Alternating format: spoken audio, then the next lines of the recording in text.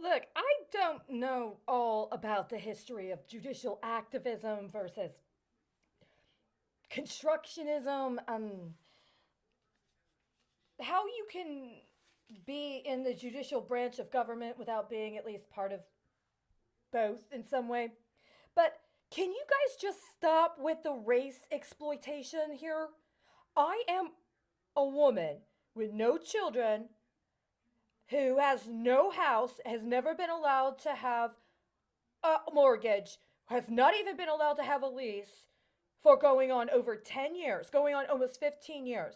The last time I was able to have a lease, I was in Houston, providing for somebody that, if you want to gauge this magical realism, would have been my wife.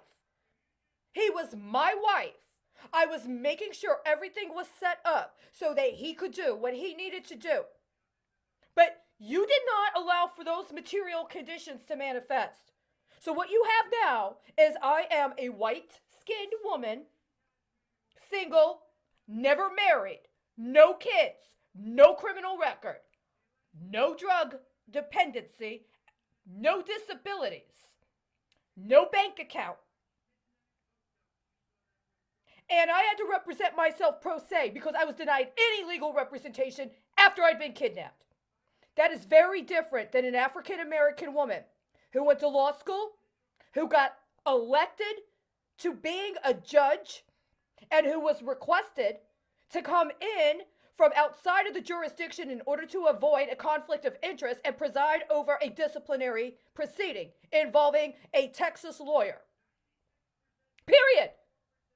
Who are you to keep trying to take me and who I am and what's happened in my life and what I've actually literally experienced and to get me to agree to allow somebody else to get it? Why aren't you guys up in arms, protesting, demonstrating, standing up for an African American woman that was intentionally defamed by these communists in the state bar of Texas who went so far as to slander her by completely rewriting the court transcript to make it look like she was literally you know what she was doing? She was hooking up telemedication deals. She was dealing drugs in her own fucking courtroom. That's what they fucking did to her. And not a goddamn one of you has said a fucking thing about it. And when I said something, because I didn't want to be involved with criminals that were slandering a former judge who'd been elected to the bench in order to cover up for somebody that engaged me in completely bad faith and retaliated against me for refusing to engage in acts of prostitution, not a goddamn one of you said anything.